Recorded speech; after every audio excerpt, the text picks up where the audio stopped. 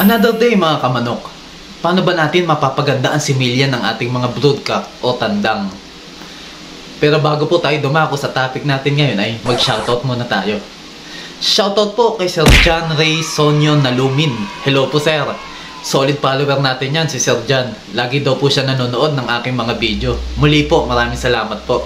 Shoutout po kay Sir Alaeng Road Backyard from Quezon, Isabela. Hello po Sir Simon. Marami din pong mga alagang manok si Sir Simon. PM nyo lang po si Sir Simon sa mga gusto mag-alaga ng mga sirama sa Isabela, Quezon. At kapag nahihirapan kayo magbigay ng codename sa inyong mga alagang manok, huwag po kayong mahihiyang kumonsulta kay Sir Simon. Siya na po ang bahala sa inyo.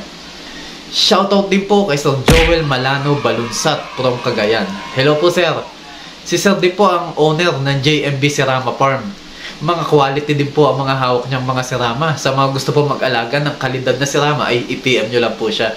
Shoutout din po kay Sir Gaylord Reynoso ng Momoy Sirama. Hello po sir. Isa yan si Sir J sa mga solid follower natin. Si Sir ay isa ding sirama breeder. Pwede nyo po siyang i-PM kung gusto nyo pong mag-alaga ng sirama. At shoutout din po kay Sir John Paul Dailon from Toril, Davao City.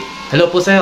Mukhang mahilig din po sa manok si Sir. Isa yan sa mga solid follower natin. Maraming salamat po sa laging pagsuporta Sir John Paul. At sa mga hindi pa po na-shoutout ay uunti-untiin ko po kayo sa mga next video ko po. Maraming salamat po. Paano nga ba mapataas ang similya ng tandang? Madami po pwedeng paraan pero magbibigay lang po ako ng isa. Para mapataas ang fertility ng isang itlog ay hindi lang ang inahin ang dapat tinitingnan.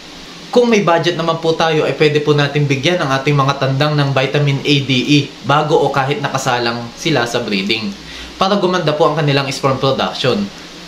Kung nanaisin nyo pong bumili ng vitamin A, D, E ay siguraduhin nating meron itong selenium o kaya zinc, pero mas okay kung pareho. Dahil tumutulong ang mga ito sa pagdevelop ng similya at tumutulong ito sa pagprotekta sa mga toxins na pwedeng makaapekto sa similya. Nakakatulong din po ang selenium sa paglangoy ng similya para masigurado ang fertility ng itlog ng inahin.